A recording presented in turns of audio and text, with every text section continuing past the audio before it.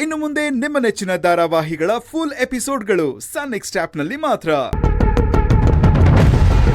ಅಂಥದ್ರಲ್ಲಿ ಸೌತಿಯವರು ಹೊಂದ್ಕೊಂಡು ಹೋಗ್ತಾರಾ ಹೇಳು?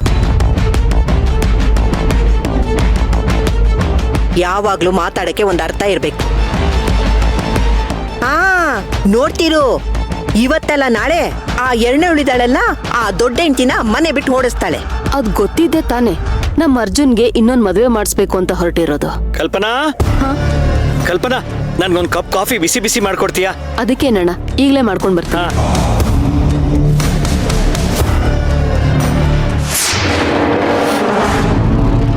ಬೇಡ, ಅಯ್ಯೋ ಬೇಡ, ಬಿಡಲ್ಲ ನಿನ್ನ, ಬಿಡಲ್ಲ ನಿನ್ನ.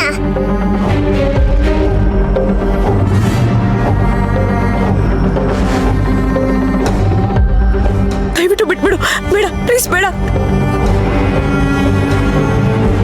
ಬಿಡು. ಅಮ್ಮ, ಅಯ್ಯೋ ಪ್ರಿಯಾ, ಅಯ್ಯೋ ಅಮ್ಮ,